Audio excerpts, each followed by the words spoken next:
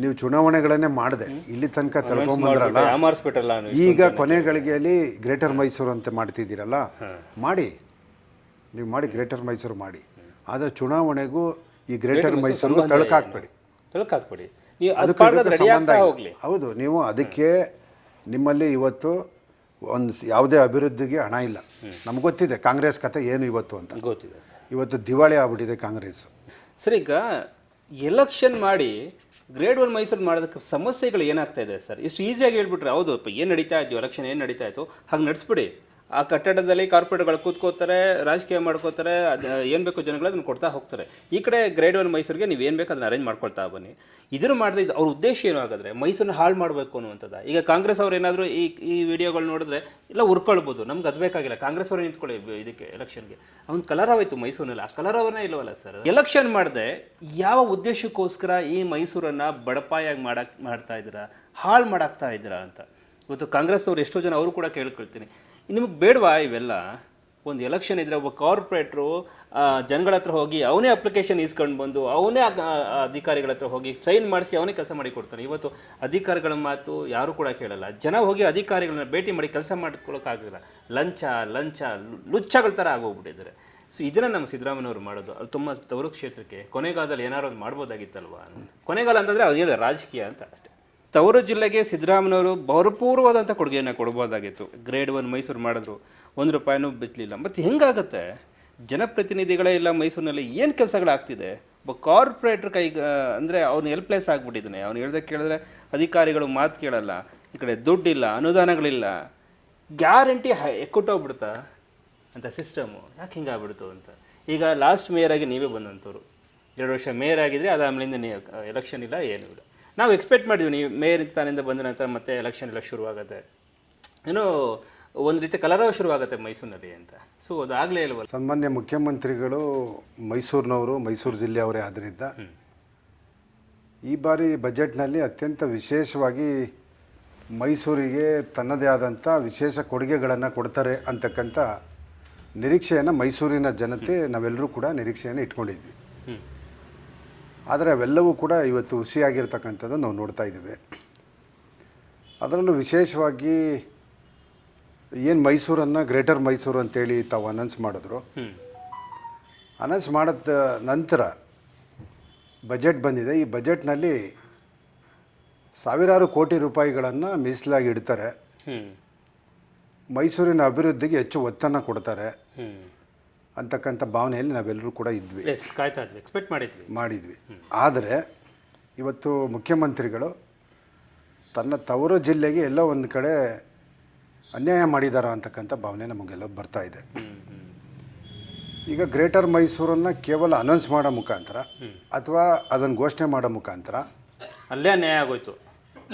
ನೀವು ಅದಕ್ಕೆ ಪೂರಕವಾದಂಥ ವ್ಯವಸ್ಥೆಗಳನ್ನು DPR ಮಾಡಿ ಅದಕ್ಕೆ ಬೇಕಾದಂಥ ಎಲ್ಲ ವ್ಯವಸ್ಥೆಗಳನ್ನು ಮಾಡ್ಕೊಳ್ದೇ ಇದ್ದರೆ, ಇವತ್ತು ಬೆಂಗಳೂರಿನಲ್ಲಿ ಕೆಲವು ಪ್ರದೇಶಗಳನ್ನು ಒಂದು ಮಳೆ ಆದರೆ ಇವತ್ತು ಆ ಪ್ರದೇಶಗಳು ಮಳೆ ನೀರಿಂದ ತುಂಬಿ ಹೋಗುವಂಥದ್ದನ್ನು ನಾವು ನೋಡ್ತಾ ಇದ್ದೀವಿ. ಒಂದು ಸಣ್ಣ ಮಳೆ ಆದರೂ ಕೂಡ ಆಗ್ತಿಲ್ಲ. ಅದಕ್ಕೆ ಕಾರಣಗಳೇನಂತಂದರೆ, ಯಾವುದೇ ಒಂದು ಪ್ರದೇಶದ ಈಗ ಒಳಚರಂಡಿ ವ್ಯವಸ್ಥೆ ಇರ್ಬೋದು, ಅಂದರೆ UGD ವ್ಯವಸ್ಥೆ ಇರ್ಬೋದು.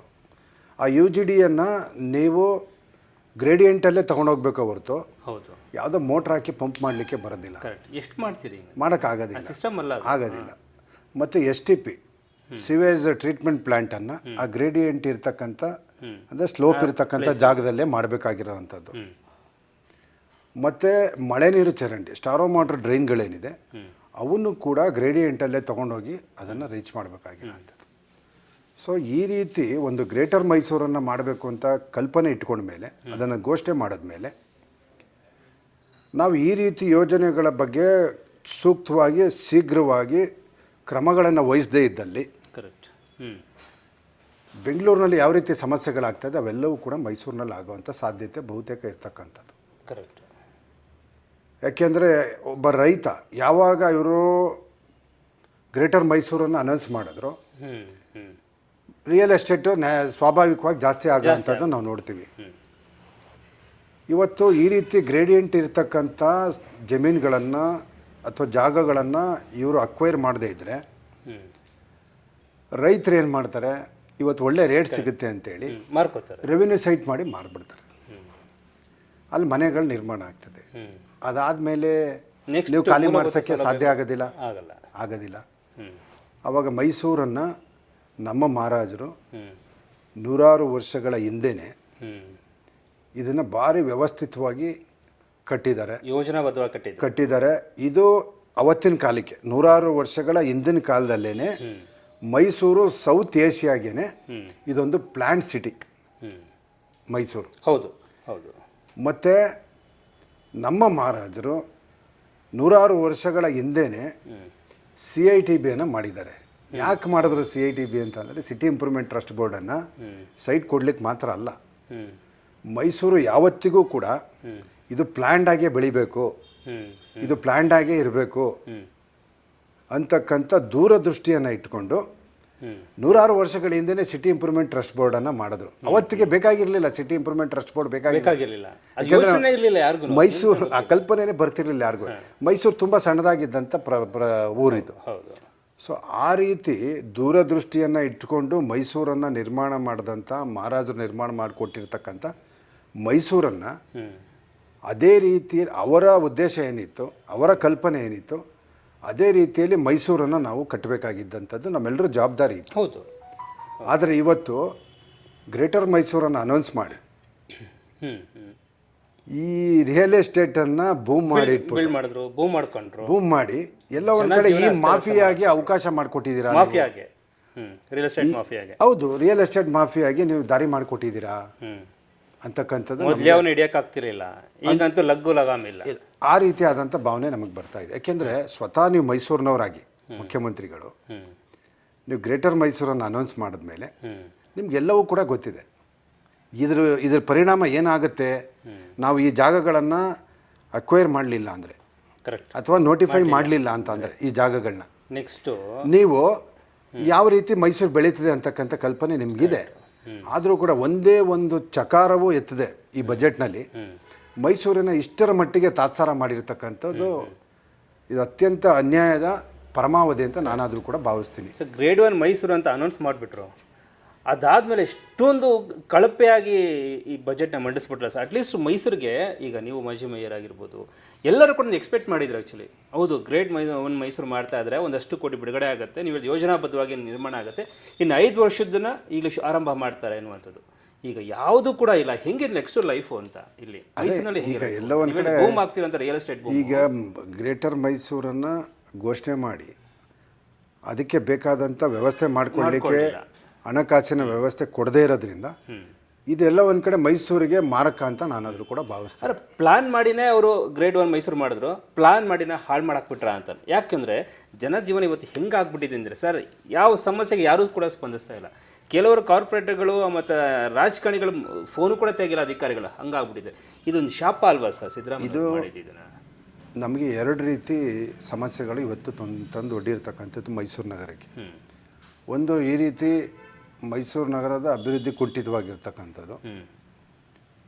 ಇನ್ನೊಂದು ಚುನಾವಣೆಯನ್ನು ಮಾಡಿದೆ, ಸ್ಥಳೀಯ ಸಂಸ್ಥೆ ಚುನಾವಣೆಗಳನ್ನು ಮಾಡಿದೆ, ಇಲ್ಲಿ ತನಕ ತಗೊಂಡು ಈಗ ನಾವು ಗ್ರೇಟರ್ ಮೈಸೂರು ಮಾಡ್ತೀವಿ ಅಂತೇಳಿ ಘೋಷಣೆ ಮಾಡಿ ಮತ್ತೆ ಈಗ ಇನ್ನೊಂದು 2 ವರ್ಷ 3 ವರ್ಷ ಇದನ್ನು ತಳ್ಳಿ ಇಲ್ಲಿ ಸ್ಥಳೀಯ ಸಂಸ್ಥೆ ಚುನಾವಣೆನೇ ಮಾಡಿದೆ.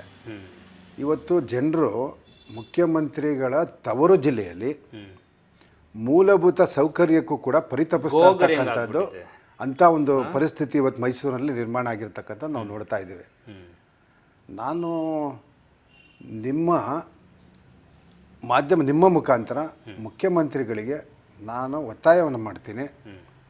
ನಿಮ್ಮ ತವರು ಜಿಲ್ಲೆಯಲ್ಲಿ ಇವತ್ತು ಜನರು ಮೂಲಭೂತ ಸೌಕರ್ಯಗಳಿಗೆ, ಒಳಚರಂಡಿ ವ್ಯವಸ್ಥೆಗೆ ಇರ್ಬೋದು, ಕಸದ ಸಮಸ್ಯೆ ಇರ್ಬೋದು, ಇತರ ಮೂಲಭೂತ ಸೌಕರ್ಯಗಳಿಗೋಸ್ಕರ ಜನರು ಪರದಾಡ್ತಿರ್ತಕ್ಕಂಥದ್ದನ್ನು ತಾವು ನೋಡಬೇಕು.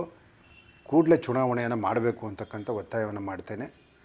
ಜೊತೆಗೆ ಇವತ್ತು ನೀವು ಈಗ ನಾನು ಮೊನ್ನೆ ಮಾತಾಡಿದಂಥ ಸಂದರ್ಭದಲ್ಲಿ ಹೇಳ್ತಾಯಿದ್ರು ಒಬ್ಬರು ಅಧಿಕಾರಿ, ಇಲ್ಲ ಈಗ ಗ್ರೇಟರ್ ಮೈಸೂರನ್ನು ಅನೌನ್ಸ್ ಮಾಡಿಬಿಟ್ಟಿದ್ದೀವಿ, ಈಗ ನಾವು ಅದಕ್ಕೆಲ್ಲ ಏನು ವಾರ್ಡು ಇನ್ನೊಂದು ಮತ್ತೊಂದು ಎಲ್ಲವನ್ನು ಮಾಡಿ ಅದಕ್ಕೆ DPR ಮಾಡಿ ವಾರ್ಡ್ಗಳನ್ನು ವಿಂಗಡಣೆ ಮಾಡಿ ಅದೆಲ್ಲ ಮಾಡೋದ ತನಕ ನಮಗೆ ಸಮಯ ಆಗ್ತದೆ, 2-3 ವರ್ಷ ಬೇಕು ಅಂತಕ್ಕಂಥದ್ದು. Election ನಾನೇನು ಹೇಳ್ತಿದ್ದೀನಿ ಅಂದರೆ ನಿಮ್ಮ ಮುಖಾಂತರ ನೀವು ಬೆಂಗಳೂರನ್ನು ಸೆಂಟ್ರಲೈಸ್ ಆಗಿ ಅದನ್ನು ಆಪ್ರೇಟ್ ನಿರ್ವಹಣೆ ಮಾಡೋಕ್ಕಾಗೋದಿಲ್ಲ, ಮೂಲಭೂತ ಸೌಕರ್ಯಗಳಿಗೆ ತೊಂದರೆ ಆಗ್ತದೆ ಜನರಿಗೆ ಅಂತೇಳಿ ಬೆಂಗಳೂರನ್ನು 5 ಮಹಾನಗರ ಪಾಲಿಕೆ ಮಾಡಿದ್ರಿ, ಡಿವೈಡ್ ಮಾಡಿದಿರಿ.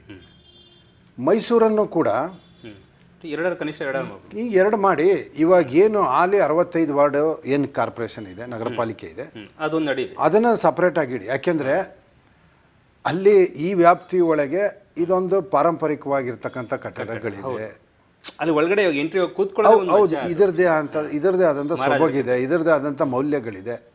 ಇವೆಲ್ಲವನ್ನು ಉಳಿಸ್ಕೊಂಡು ಅರಮನೆ ಇದೆ, ಎಲ್ಲವೂ ಕೂಡ ಇರೋದ್ರಿಂದ ಮಹಾರಾಜರು ಕೊಟ್ಟಿರ್ತಕ್ಕಂಥ 100 ಅಡಿ ರಸ್ತೆಗಳಿದೆ, ಹಲವಾರು ಕಟ್ಟಡ, ಅದರದೇ ಆದಂಥ ಇತಿಹಾಸಗಳನ್ನು ಹೇಳುವಂಥ ಕಟ್ಟಡಗಳಿದೆ, ಒಂದು ಮೌಲ್ಯ ಇದೆ, ಒಂದು ಭಾವನೆ ಇದೆ, ಅವಿನಾಭಾವ ಸಂಬಂಧಗಳಿದೆ, ಅರಮನೆ ಎದುರುಗಡೆ ಎಲ್ಲ ಕಾರ್ಪೊರೇಷನ್, ಇವೆಲ್ಲವೂ ಕೂಡ ಇರೋದ್ರಿಂದ ಇದನ್ನು ಈ 65 ವಾರ್ಡ್ ಏನಿದೆ ಇದನ್ನು ಹಾಗೆ ಉಳಿಸ್ಕೊಂಡು ಇದಕ್ಕೆ ಚುನಾವಣೆ ಮಾಡುವಂಥ ಕೆಲಸವನ್ನು ಕೂಡಲೇ ಮಾಡಬೇಕು. ಒಂದು ತಾವೇ ಆಲೋಚನೆ ಮಾಡಿರೋ ರೀತಿಯಲ್ಲಿ ಏನು ಬೆಂಗಳೂರನ್ನು 5 ಭಾಗ ಮಾಡಿದ್ದೀರಿ, ಅದೇ ರೀತಿಯಲ್ಲಿ ಇವತ್ತು ಗ್ರೇಟರ್ ಮೈಸೂರಿಗೆ ಸೇರಿಸ್ಕೊಂಡಿರ್ತಕ್ಕಂಥ ಏರಿಯಾಗಳನ್ನೆಲ್ಲವೂ ಕೂಡ ಆ ಪ್ರದೇಶಗಳನ್ನೆಲ್ಲ ಸೇರಿಸಿ ಮೈಸೂರು ನಗರ ಪಾಲಿಕೆ 2 ಅಂತ ಮಾಡಿ, 2 ಅಂತ ಮಾಡಿ. ಬೆಂಗಳೂರು ಹೆಂಗೆ 5 ಅಂತ ಮಾಡಿ, 2 ಮಾಡಿ. ಬೆಳವಣಿಗೆ ಕಾಣ್ತಾ ಇರುವಂತ ಪ್ರದೇಶ ಅದು, ಹೌದು, ನಗರ ಇದು, ಹೌದು, ಕಂಡೇ ಕಾಣುತ್ತೆ. ನೀವು ಅದನ್ನು 2 ಅಂತ ಮಾಡಿ ಅದಕ್ಕೆ ಗ್ರೇಟರ್ ಮೈಸೂರಿಗೆ ಪೂರಕವಾಗಿ ಏನೆಲ್ಲ ವ್ಯವಸ್ಥೆಗಳಾಗಬೇಕು, ಏನೆಲ್ಲ ಅಭಿವೃದ್ಧಿ ದೃಷ್ಟಿಯಿಂದ ಮಾಡಬೇಕು, ಅದನ್ನು ಹಂತವಾಗಿ ನೀವು ಮಾಡ್ಕೊಂಡೋಗಿ ಚುನಾವಣೆಯನ್ನು ಅದು ಒಂದು ರೂಪುರೇಷ ಬಂದ ಮೇಲೆ ನೀವು ಅದಕ್ಕೆ ಚುನಾವಣೆ ಮಾಡ್ಕೊಳ್ಳಿ. ಆದರೆ ನೀವು ಈ ಕಾರಣವನ್ನು ಇಟ್ಕೊಂಡು ಗ್ರೇಟರ್ ಮೈಸೂರನ್ನು ನಾವು ಅನೌನ್ಸ್ ಮಾಡಿಬಿಟ್ಟಿದ್ದೀವಿ, ಇದೆಲ್ಲವನ್ನು ಕೂಡ ಆ ಯೋಜನೆ ಬದ್ಧವಾಗಿ ನಾವು ಕೆಲಸ ಮಾಡಬೇಕಾಗಿದೆ, ಈ ಕಾರಣಗಳನ್ನು ಕೊಟ್ಕೊಂಡು ಚುನಾವಣೆಯನ್ನು ಮಾಡದೆ ಮುಂದೂಡ್ತಿರ್ತಕ್ಕಂಥದ್ದು ಸನ್ಮಾನ್ಯ ಮುಖ್ಯಮಂತ್ರಿಗಳಿಗೆ ಇದು ಶೋಭೆ ತರಲ್ಲ ಅಂತಕ್ಕಂಥ ಭಾವನೆ ನಂದು. ಯಾಕೆಂದರೆ ಮೈಸೂರು ಪಾರಂಪರಿಕ ನಗರಿ, ಅರಮನೆಗಳ ನಗರಿ, ಯೋಗ ನಗರಿ, ಸ್ವಚ್ಛ ನಗರಿ, ಈ ರೀತಿಯಾದಂತಹ ಇತಿಹಾಸ ಇರ್ತಕ್ಕಂಥದ್ದು, ಅದರದ್ದೇ ಆದಂಥ ಮೌಲ್ಯ ಇರತಕ್ಕಂಥದ್ದು, ಅದರದ್ದೇ ಆದ ಸೊಬಗಿರ್ತಕ್ಕಂಥದ್ದು, ವಿಶ್ವವಿಖ್ಯಾತ ದಸರಾ ಮತ್ತು ಮೈಸೂರು ನಗರ ಅಂದರೆ ಒಂದು ವಿಶ್ವವಿಖ್ಯಾತ ನಗರ. ಈ ನಗರವನ್ನು ಈಗೇನಿದೆ ಇದನ್ನು ಹಾಗೆ ಉಳಿಸ್ಕೊಂಡು ಇದಕ್ಕೆ ಅದನ್ನು 2 ಅಂತ ಮಾಡಿಕೊಂಡು ಇದಕ್ಕೆ ಚುನಾವಣೆ ಮಾಡುವಂಥ ಕೆಲಸವನ್ನು ತಾವು ಮುಂದೆ ಬರಬೇಕು. ಮುಖ್ಯಮಂತ್ರಿಗಳು ಅತ್ಯಂತ ವಿನಯಪೂರ್ವಕವಾಗಿ, ಅತ್ಯಂತ ವಿನಮ್ರದಿಂದ ಪ್ರಾರ್ಥನೆ ಮಾಡ್ತೀನಿ. ಮೈಸೂರಿನ ಜನತೆ ಪರಿತಪಿಸ್ತಾ ಇದ್ದಾರೆ. ಹಾಗಾಗಿ ಕೂಡಲೇ ಜನಪ್ರತಿನಿಧಿಗಳಿಲ್ಲದೆ ಅಧಿಕಾರಿಗಳು ಮನಸ್ಸೋ ಇಚ್ಛೆ ಅವ್ರಿಗೆ ಹೇಗೆ ಬೇಕೋ ಹಾಗೆ ಇವತ್ತು ಮೈಸೂರನ್ನು ಎಲ್ಲೋ ಒಂದು ಕಡೆ ಒಂದು ದುಸ್ಥಿತಿಗೆ ತಗೊಂಡೋಗುವಂಥ ನಿಟ್ಟಿನಲ್ಲಿ ಅಧಿಕಾರಿಗಳು ಕೆಲಸ ಮಾಡ್ತಾ ಇದ್ದಾರೆ. ಸರ್, ಈಗ ಎಲೆಕ್ಷನ್ ಮಾಡಿ ಗ್ರೇಡ್ 1 ಮೈಸೂರು ಮಾಡೋದಕ್ಕೆ ಸಮಸ್ಯೆಗಳು ಏನಾಗ್ತಾ ಇದೆ ಸರ್? ಇಷ್ಟು ಈಸಿಯಾಗಿ ಹೇಳ್ಬಿಟ್ರೆ ಹೌದು ಏನು ನಡೀತಾ ಇತ್ತು, ಎಲೆಕ್ಷನ್ ಏನು ನಡೀತಾ ಇತ್ತು ಹಾಗೆ ನಡೆಸ್ಬಿಡಿ. ಆ ಕಟ್ಟಡದಲ್ಲಿ ಕಾರ್ಪೊರೇಟ್ಗಳು ಕೂತ್ಕೋತಾರೆ, ರಾಜಕೀಯ ಮಾಡ್ಕೋತಾರೆ, ಅದು ಏನು ಬೇಕು ಜನಗಳು ಅದನ್ನು ಕೊಡ್ತಾ ಹೋಗ್ತಾರೆ. ಈ ಕಡೆ ಗ್ರೇಡ್ 1 ಮೈಸೂರಿಗೆ ನೀವು ಏನು ಬೇಕು ಅದನ್ನು ಅರೇಂಜ್ ಮಾಡ್ಕೊಳ್ತಾ ಬನ್ನಿ. ಇದನ್ನು ಮಾಡಿದ್ರೆ ಅವ್ರ ಉದ್ದೇಶ ಏನು ಆಗಾದ್ರೆ ಮೈಸೂರನ್ನ ಹಾಳು ಮಾಡಬೇಕು ಅನ್ನುವಂಥದ್ದು. ಈಗ ಕಾಂಗ್ರೆಸ್ ಅವ್ರು ಏನಾದರೂ ಈ ವಿಡಿಯೋಗಳು ನೋಡಿದ್ರೆ ಎಲ್ಲ ಉರ್ಕೊಳ್ಬೋದು, ನಮ್ಗೆ ಅದು ಬೇಕಾಗಿಲ್ಲ, ಕಾಂಗ್ರೆಸ್ ಅವರೇ ನಿಂತ್ಕೊಳ್ಳಿ ಇದಕ್ಕೆ ಎಲೆಕ್ಷನ್ಗೆ. ಅವ್ನು ಕಲರವ ಇತ್ತು ಮೈಸೂರಿನಲ್ಲಿ, ಆ ಕಲರವನ್ನೇ ಇಲ್ವಲ್ಲ ಸರ್, ರಾಜಕೀಯದ ಏನು ಇಲ್ವೇ ಇಲ್ಲ. 4 ಜನ MLAಗಳು ಅದರಲ್ಲೂ ಕಾಂಗ್ರೆಸ್ ಪಕ್ಷದವರೇ ಅಬ್ಬರ.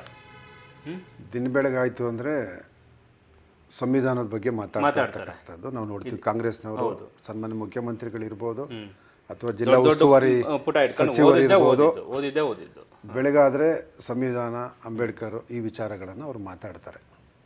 ಆದರೆ ಸಂವಿಧಾನದ ಆಶಯದಂತೆ ನೀವು ಸ್ಥಳೀಯ ಸಂಸ್ಥೆಗಳಿಗೆ ಚುನಾವಣೆಗಳನ್ನೇ ಮಾಡಲ್ಲ ಅಂತಂದರೆ ನೀವು ಸಂವಿಧಾನಕ್ಕೆ ಎಲ್ಲಿ ಗೌರವ ಕೊಡ್ತಾ ಇದ್ದೀರಿ? ಅಂಬೇಡ್ಕರ್ ಅವರ ಆಶಯಕ್ಕೆ ನೀವು ಎಲ್ಲಿ ಗೌರವ ಕೊಡ್ತಾ ಇದ್ದೀರಿ? ಕರೆಕ್ಟ್, ಹೌದು. ನೀವು ಈಗ ಈ 2.25 ವರ್ಷ ಚುನಾವಣೆಗಳನ್ನೇ ಮಾಡದೆ, ಯಾವುದೂ ಕಾರಣ ಇಲ್ಲದೆ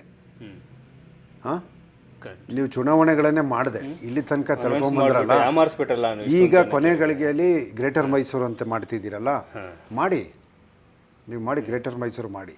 ಆದರೆ ಚುನಾವಣೆಗೂ ಈ ಗ್ರೇಟರ್ ಮೈಸೂರಿಗೂ ತಳಕಾಕ್ಬೇಡಿ. ಹೌದು, ನೀವು ಅದಕ್ಕೆ ನಿಮ್ಮಲ್ಲಿ ಇವತ್ತು ಯಾವುದೇ ಅಭಿವೃದ್ಧಿಗೆ ಹಣ ಇಲ್ಲ. ನಮ್ಗೆ ಗೊತ್ತಿದೆ ಕಾಂಗ್ರೆಸ್ ಕತೆ ಏನು ಇವತ್ತು ಅಂತ ಗೊತ್ತಿದೆ. ಇವತ್ತು ದಿವಾಳಿ ಆಗ್ಬಿಟ್ಟಿದೆ ಕಾಂಗ್ರೆಸ್ ಆರ್ಥಿಕವಾಗಿ. ಸೊ ಹಾಗಾಗಿ ನಿಮಗೆ ಮೈಸೂರನ್ನು ಅಭಿವೃದ್ಧಿ ಮಾಡೋವಂಥ ಚಿಂತನೆ ಅಲ್ಲ. ಇವತ್ತು ಯಾವುದೇ ಅಭಿವೃದ್ಧಿ ಕೂಡ ಇವತ್ತಿಲ್ಲ. ಯಾವ ಅಭಿವೃದ್ಧಿನೂ ಕೂಡ ಇವತ್ತು ನಾವು ಕಾಣಲಿಕ್ಕೆ ಸಾಧ್ಯ ಆಗ್ತಾಯಿಲ್ಲ. ಹಾಗಾಗಿ ನಿಮ್ಮಲ್ಲಿ ಹಣ ಇಲ್ಲ, ನೀವು ಇವತ್ತೆಲ್ಲ ನಾಳೆ ಮಾಡ್ತೀವಿ ಅಂತಕ್ಕಂಥ ಅಸುರೆನ್ಸ್ ಕೊಡಲಿಕ್ಕೂ ಕೂಡ ನಿಮ್ಮಿಂದ ಸಾಧ್ಯ ಇಲ್ಲ. ಕರೆಕ್ಟ್. ಮತ್ತು ನೀವೇ ಮಾಡಿರುವಂತಹ ಪ್ರಯೋಗ ಏನಿದೆ ಬೆಂಗಳೂರಲ್ಲಿ, ಆ ಪ್ರಯೋಗನ ಮೈಸೂರಿಗೂ ಬೇಕಲ್ಲ. ಮಾಡಿ ಮೈಸೂರಿಗೂ ಮಾಡಿ. ಮೈಸೂರಲ್ಲೂ ಕೂಡ ನೀವು ಒಳ್ಳೆ ರೀತಿಯಾದಂಥ ಆಡಳಿತ ಮಾಡಬೇಕು ತಾನೆ. ಬೆಂಗಳೂರಲ್ಲೂ ಒಳ್ಳೆ ರೀತಿಯಾದಂಥ ಆಡಳಿತ ಕೊಡಬೇಕು. ಕೇಂದ್ರೀಕೃತವಾದಂಥ ಆಡಳಿತ ಇದ್ದರೆ ಜನರಿಗೆ ನಾವು ಸರಿಯಾದ ರೀತಿಯಲ್ಲಿ ವ್ಯವಸ್ಥೆಗಳನ್ನ ಕೊಡಲಿಕ್ಕಾಗಲ್ಲ, ಮೂಲಭೂತ ಸೌಕರ್ಯಗಳನ್ನ ಕೊಡಲಿಕ್ಕಾಗಲ್ಲ ಅಂತ ತಾನೇ ನೀವು ಇದು ಮಾಡಿದ್ದೀರಿ. ಹಾಗೆ ಇಲ್ಲೂ ಮಾಡಿ ಮಹಾಸ್ವಾಮಿ, ಕರೆಕ್ಟ್. ಇಲ್ಲೂ ಮಾಡಿ. ಗ್ರೇಟರ್ ಮೈಸೂರನ್ನು ಸಪ್ರೇಟ್ ಮಾಡಿ. ಈಗೇನೇ 65 ವಾರ್ಡ್ ಮೈಸೂರು ಏನಿದೆ, ಈ ಮೂಲ ಮೈಸೂರನ್ನು ಹಾಗೆ ಉಳಿಸ್ಕೊಂಡು ಇಲ್ಲಿ ಇಮಿಡಿಯೇಟಾಗಿ ಚುನಾವಣೆ ಮಾಡೋ ಮುಖಾಂತರ ನೀವು ಸಂವಿಧಾನದ ಆಶಯವನ್ನು ಎತ್ತಿಡೀರಿ ಅಂತಕ್ಕಂಥದ್ದನ್ನು ಈ ಸಂದರ್ಭದಲ್ಲಿ ಹೇಳ್ತೀನಿ. ಹೌದು, ಇಲ್ಲ ನೀವು ಹೇಳಿದ್ದು ಖಂಡಿತವಾಗ್ಲೂ ಸತ್ಯ. ಯಾಕೆಂದರೆ 65 ಜನ ಏನು ಕಾರ್ಪೊರೇಟ್ಗಳು ಇಡೀ ಮೈಸೂರನ್ನು ಕೆಲಸ ಮಾಡ್ತಾಯಿದ್ರು. ಬಿಡಿ ರಾಜಕೀಯ ಬಿಡಿ, ಕೆಲಸ ಮಾಡ್ತಾಯಿದ್ರು. ಯಾವುದೇ ಕೆಲಸ ಆಗಬೇಕಾದ್ರೂ ಕೂಡ ನೀವುಗಳೇ ಒಂದು ಪೇಪರ್ ಇಟ್ಕೊಂಡು ಹೋಗ್ತಾ ಇದ್ರಿ, ಕೆಲಸ ಮಾಡಿಕೊಡಿ ಅಂತ ಅಧಿಕಾರಿಗಳು ಎದುರ್ಕೊಂಡು ಮಾಡ್ಕೊಡಲ್ಲ. ಸ್ಥಳೀಯ ಸಂಸ್ಥೆ ಜನಪ್ರತಿನಿಧಿಗಳು ಯಾವತ್ತೂ ಕೂಡ ಅವರು ಮತ್ತೆ ನಾನಿಲ್ಲಿ ಗೆಲ್ಲಬೇಕು ಅಂತಕ್ಕಂಥ ಭಾವನೆಯಲ್ಲಿ ಅಲ್ಲಿರ್ತಾರೆ. ಹಾಗಾಗಿ ಅವರು ಜನರ ಮಧ್ಯೆ ಕೆಲಸ ಮಾಡಬೇಕು ಅಂತಕ್ಕಂಥ ಒಂದು ಆತ್ಮವಿಶ್ವಾಸ ಅವ್ರಿಗೆ ಇರ್ತದೆ. ಬೀದಿಲೇ ಇರ್ತಾ ಇದ್ರು, ಮಾಡಬೇಕು ಅಂತಕ್ಕಂಥ ಭಾವನೆಯೂ ಕೂಡ ಇರ್ತದೆ. ಅದೇ ಇದೇನೇ ಪ್ರಜಾಪ್ರಭುತ್ವದ ವ್ಯವಸ್ಥೆಯ ಎಷ್ಟು ಸುಂದರವಾಗಿದೆ ಅಂತಂದರೆ, ಈ ಸನ್ಮಾನ್ಯ ಅಂಬೇಡ್ಕರ್ ಅವರು, ಪೂಜ್ಯ ಅಂಬೇಡ್ಕರ್ ಅವರು ನಮ್ಗೆ ಕೊಟ್ಟಿರ್ತಕ್ಕಂಥ ಸಂವಿಧಾನದಲ್ಲಿ ಇದೆಲ್ಲವನ್ನು ಮಾಡಿ ಕೊಟ್ಟಿರ್ತಕ್ಕಂಥದ್ದು. ಈ ಲೋಕಲ್ ಬಾಡಿ ಇದ್ರೇ ಜನರಿಗೆ ಮೂಲಭೂತ ಸೌಕರ್ಯಗಳನ್ನು ಆ ಪ್ರತಿನಿಧಿಗಳ ಮುಖಾಂತರ ಅಧಿಕಾರಿ ಮತ್ತು ಜನರ ಮಧ್ಯ ಈ ಜನಪ್ರತಿನಿಧಿಗಳಿದ್ದು ಕೆಲಸವನ್ನು ಮಾಡೋದಕ್ಕೆ ಇದೊಂದು ದಾರಿ ಇರ್ತಕ್ಕಂಥ, ಇದು ಪ್ರಜಾಪ್ರಭುತ್ವದ ಒಂದು ಸೌಂದರ್ಯ.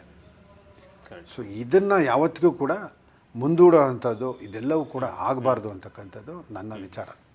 ಎಸ್ ವೀಕ್ಷಕರೇ, ಇದು ಮಾಜಿ ಮಹಾಪೌರರು ಮಾತಾಡಿರೋ ಅಂತ ಏನಂದರೆ, ಇವಾಗ ಏನು ಕಾರ್ಪೊರೇಟ್ಗಳೆಲ್ಲ ಕೆಲಸ ಮಾಡ್ತಾರೆ, ಒಂದು ಎಲೆಕ್ಷನ್ ಮಾಡಿಬಿಡಿ. ಇವಾಗ ಏನು ಸಿಸ್ಟಮ್ ಇದೆಯೋ ಅದು ಎಪ್ಪಾಡಿಗೆ ಅದು ಎಲೆಕ್ಷನ್ ನಡೀಲಿ. ಯಾರು ಗೆಲ್ತಾರೋ ಬಿಡ್ತಾರೋ, ನಿಮ್ಮ ಕಾಂಗ್ರೆಸ್ ಅವರೇ ಗೆದ್ಕೊಳ್ಳಿ, ಹೆಂಗೂ ಗ್ಯಾರಂಟಿ ಕೊಟ್ಟಿದ್ದಾರಲ್ವಾ. ನಿಮ್ಮ ಕಾಂಗ್ರೆಸ್ ಅವರು 65 ಜನ ಅವರೇ ಬರಲಿ ಬಿಡಿ ಅಲ್ವಾ, ವಿರೋಧ ಪಕ್ಷನೇ ಬೇಡ BJP ಅವ್ರದ್ದು. ಸೊ ಅಷ್ಟೊಂದು ಕಾನ್ಫಿಡೆಂಟ್ ಇದ್ದರೆ ಅವನೇ ಗೆಲ್ಲಿಸ್ಕೊಳ್ಳಿ. ಇದನ್ನು ಹಾಗೆ ಇಟ್ಕೊಳ್ಳಿ. ಇನ್ನು ಗ್ರೇಡ್ 1 ಮೈಸೂರು ಮಾಡೋದಕ್ಕೆ ಏನೋ ಹೊಟ್ಟಿದ್ರು, ಅದು ಪಾಡ್ಗದ ಕೆಲಸಗಳು ನಡೀತಾ ಇರಲಿ. ಯಾವಾಗ ಅದು ಕಂಪ್ಲೀಟ್ ಆಗುತ್ತೋ ಅದಕ್ಕೊಂದು ದೊಡ್ಡ ಬಿಲ್ಡಿಂಗು, ಅದಕ್ಕೇನೇನು ಸ್ಟ್ರಕ್ಚರ್ಸು, ಅಧಿಕಾರಿಗಳನ್ನ ಒಬ್ಬೊಬ್ಬರೇ ತಂದು ಹಾಕಿ ಕೊನೆಗೆ ಅದನ್ನು ಫಿನಿಷ್ ಮಾಡಿ ಅದನ್ನು ಕಾರ್ಯರೂಪಕ್ಕೆ ತೊಗೊಂಡು ಬನ್ನಿ. ಬಟ್ ಎಲೆಕ್ಷನೇ ಮಾಡಿದೆ ಎಲ್ಲ ಮುಂದೂಡ್ಬಿಟ್ಟು ಎಷ್ಟು ಲಕ್ಷ ಜನಕ್ಕೆ ಮೋಸ ಮಾಡ್ತಿದ್ದೀರಾ ಸಿದ್ದರಾಮಯ್ಯನವರೇ ನೀವು ಅಂತ.